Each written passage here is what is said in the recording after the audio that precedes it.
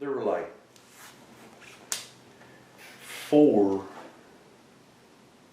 8 boats involved, I think.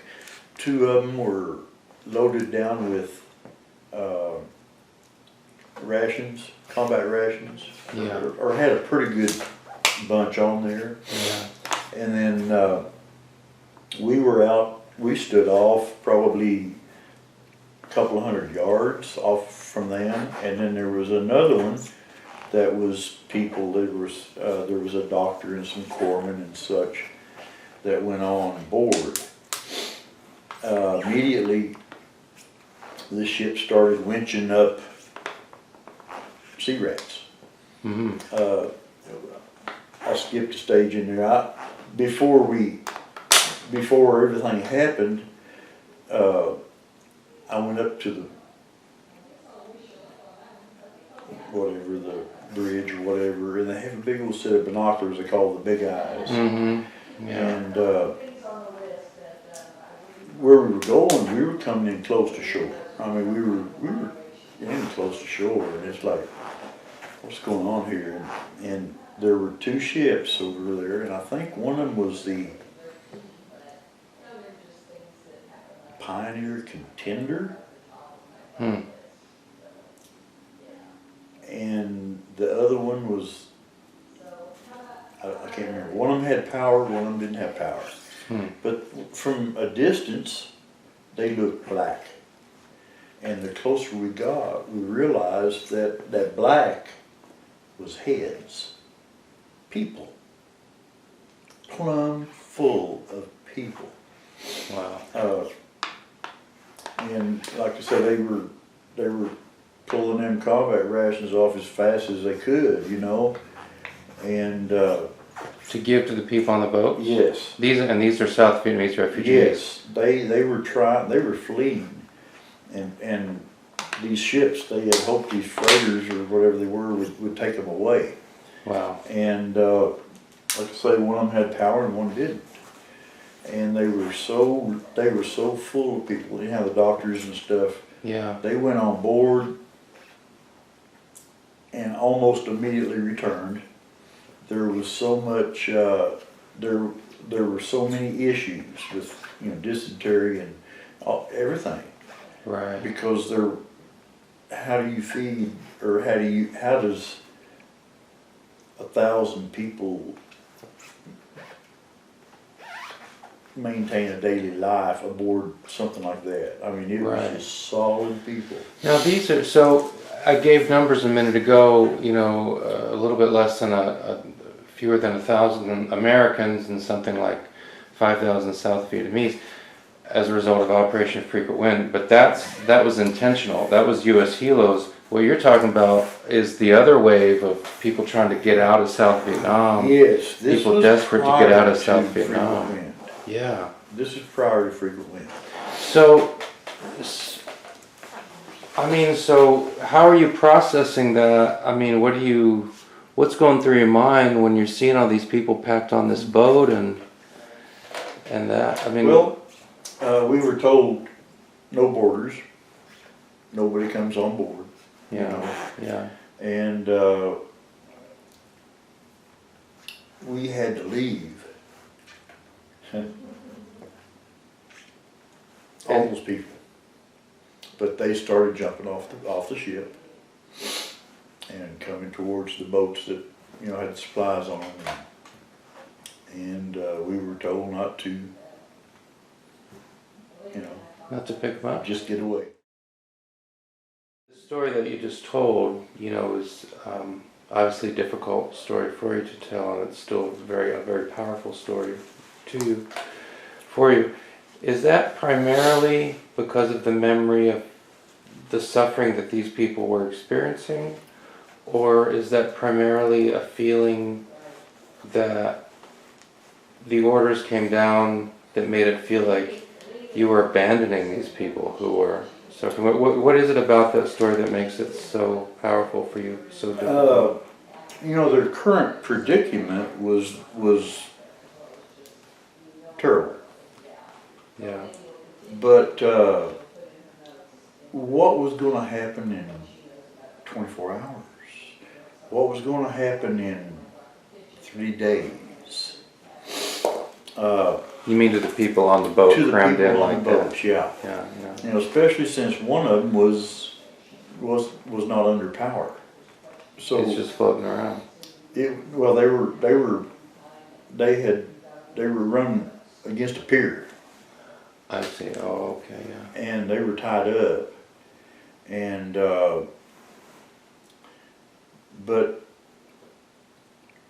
you know, knowing that we had food, but we didn't have enough for all of them. We couldn't take them on. We were not prepared to take a mass exodus from land in Saigon. We were ready for a limited mission, and that was to get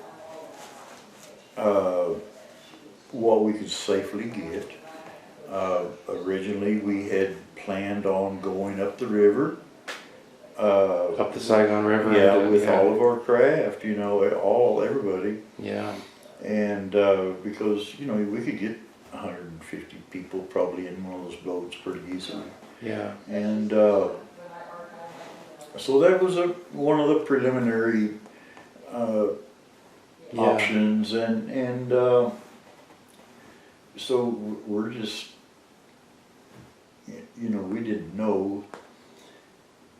So anyhow, the people on the ship, we weren't ready to accept something like that. You know, there was nothing in place, you know, because like it was, you know, the Navy ships were there, but how do you bring a couple thousand people from those two ships? Yeah. And then in the meantime, they're replaced by 3 or 4 more thousand people trying to get away. Yeah. And so one of the ships, both ships were tied to the dock, or one was tied to the dock? Both. Both. And one tied to the other. One tied to the other. And then they see you're pretty close, they start jumping off their ship, trying to get to your ship. They stayed, well, no, we were in there in those LCM-8 boats. Okay, in the smaller boats, yeah. And which, you know, had a cargo area probably 50 feet long or 40 feet long. Yeah. And 12 feet wide maybe. Yeah. And so if I have it right, you were bringing food to them, you were bringing sea rats. Did you know that's what you were doing when you got in the boat? Oh yeah. Okay, you knew, okay, we're bringing those folks sea rats. How did you get the sea rats to them, the sea rations to them? Did you just...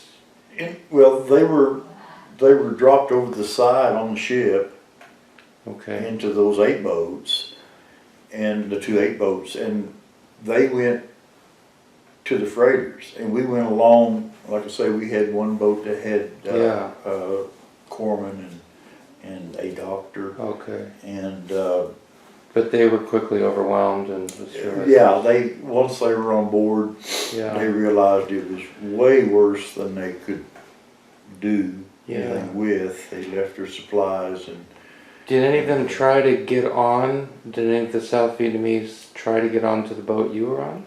No, we were off. We were standing probably 200 yards. Okay. No, we were off of the ship. Yeah. And probably 100 yards off of the other boats as we went in. Yeah. And now the medic and the corpsman, though, did they take another craft to get onto that? Yeah, it was the 4th. We had 2 sea rats, security, and the corpsman, and they actually went up the ladder and went aboard. And it wasn't long they came back, and you know, I can't really tell you how many sea rats made it to the ship, but you know, probably half a dozen pallets. And but then you got to pull out when they start jumping out and trying to get on your boat, on your, you know, the landing craft, which they could have been pulled on. Maybe they could have crawled on, but probably not. You know, they were high enough. Yeah. But you very easily could have pulled them up. But then, what are you pulling up? one thing you have to think about is security. What are you pulling up? Is this guy, is he really friendly? You know? Yeah, and so... and, you know, there's so many variables, and we were told not to allow boarders. And so some of them are left treading water. Oh yeah, yeah. Yeah. Is that part of what makes it a difficult story too? That you just don't know what happened, even to those people that jumped in the water. Yeah. Well, the whole thing. You know, there were, and I'm sure it was reported, but I've never read the story. But there were a couple thousand people on those ships. Yeah. With nothing. Could you hear the South Vietnamese? We were offshore far enough. You were too far out that you couldn't hear. Oh, you mean on the boats? Yeah. Absolutely. It was, you know, occasionally you'd hear one sound that would be out of the ordinary, but it was kind of a drone. Yeah. You know, everybody was hollering, you know. Sure. So you have this, and then you have the other, you know, what you hear about also is that South Vietnamese helicopters then start coming from nowhere unexpectedly. Mm-hmm. So you're describing people jumping out of a boat trying to get to American boats to get out, and then you've got South Vietnamese helos that start coming from nowhere and just start landing on American ships. Did you see that as well? I didn't actually, well, I saw a lot of helos land. I saw a lot of helos in the sky. A lot landed on the Thomaston. I didn't see the, you know, pushing them off the side. Okay.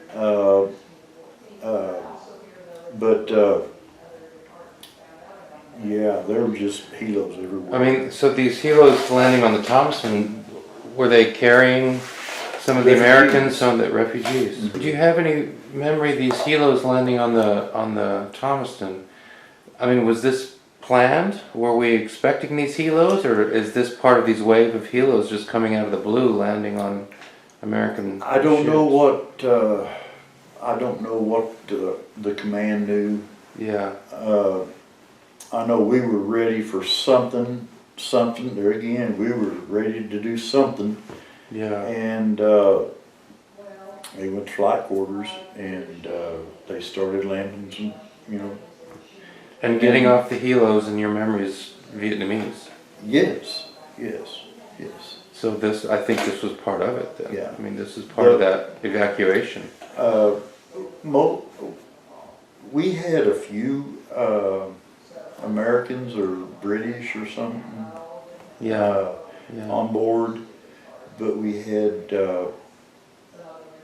I don't remember how many we carried to the Philippines, but maybe 100 was all we carried. But as soon as it started happening, we went 1 Alpha, which was, we were getting ready to float, you know, ballast down and float the boats. So the folks that came off the helicopters, they were frisked and everything documented. Right. And then led down to the boats. Yeah. And transferred to other ships. Okay. In the meantime, we're just staying out of the way. Yeah.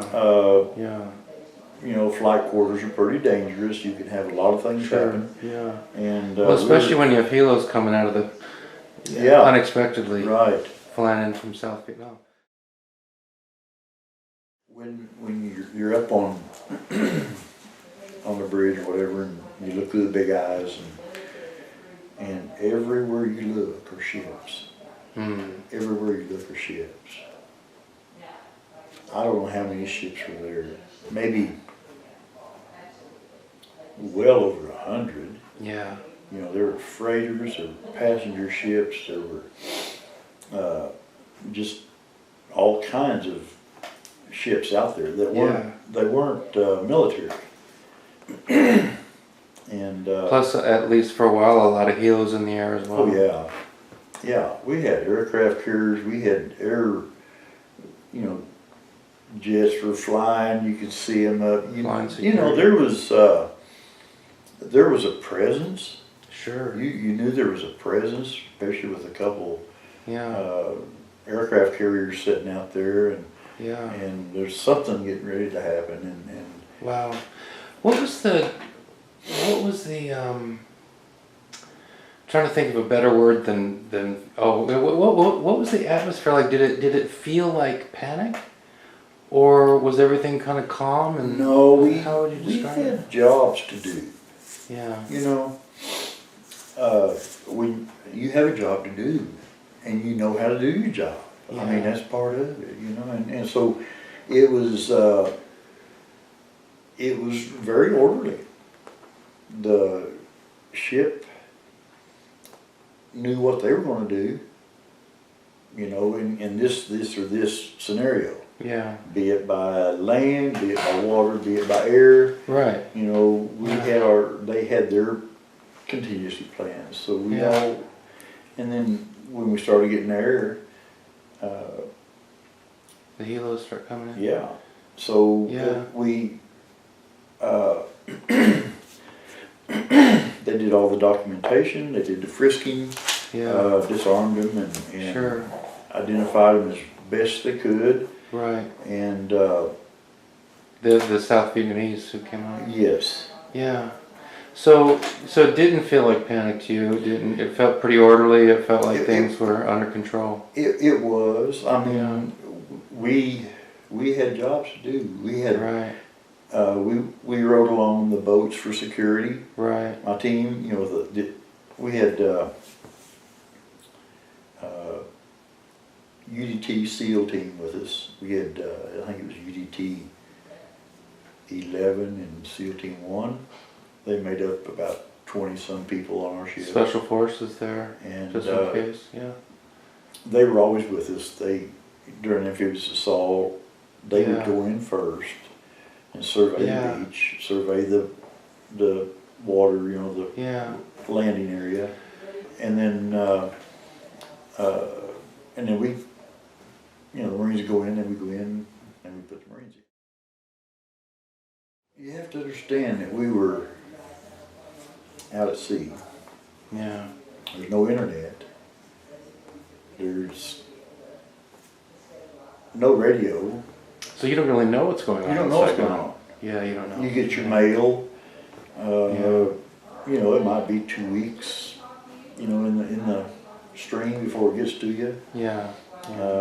And that partially could be intentional. You know. Yeah. So that the home team doesn't keep you abreast of what's going on. Yeah. And we didn't really have any idea what was going to happen. Yeah. We didn't know how close the North Vietnamese were to Saigon. All we knew was we were going to do an evacuation. After we pulled out, some of our Marines were at the embassy. Some of the Marines that were stationed on the Thomaston. Yeah. Yeah. And so on the way back to the Philippines, several days, 4 days or whatever, we got to, got to find out kind of some of the details of what happened. And so some of the Marines from your ship were the Marines sent to the embassy. Yes. Yeah. What do you remember? Any things that they said, or it was just how the people they just kept coming. They just kept to the embassy. They were everywhere. They were everywhere, and they had to keep their little areas secure. And you know, and it was so. They described it as being so. People were shoving their kids, throwing their kids over, fencing, and South Vietnamese were trying to. They're saying, if you can't get me, take my kid. Exactly. That's why the baby flights. The baby flights were a big deal. A lot of aircraft full of babies left. That's another operation, isn't it? If I remember right, it wasn't called. Lift. Yeah. And before they shut down Thomaston, before the airbase was closed. Yeah. And then they went by helicopter, and they knew we were out there, so here they come. And you know something big is going on, but after a day and a half or whatever it is, we weighed anchor and we left. Off you go. And by that point, the South Vietnamese who'd come to your ship on the helos, they had been sent to other ships, and we kept maybe about 100. Maybe 100 on the top. And where do you take them? You take them to the Philippines? We took them to Subic. Subic Bay. When we were at sea, the ship was short one gunner's mate, and I was the team gunner's mate. So our officer thought it might be good if I might want to strike as a gunner's mate, but a team gunner's mate, we only had like 20 M16s and a couple M60s, some M79s, so it wasn't a lot of stuff, Yeah. But he wanted to offer that to me, so I did. I did maintenance on one of the mounts. And steaming back to the Philippines, Vietnamese colonel would come out. There were areas they could go. And there was a Vietnamese colonel that would come out and sit down right there by my mount. Wow. And it got over time. We talked, and he was telling how his family had gotten out, and he finally got out too. But he didn't know where they were. Oh wow. But they were, they had gotten out. Had got out of South Vietnam. And so he gave me a few bills from Vietnam, and he said, well, if this were 4 days ago or whatever it was, a week ago, this would be a lot of money, but Wow. it's not worth anything now.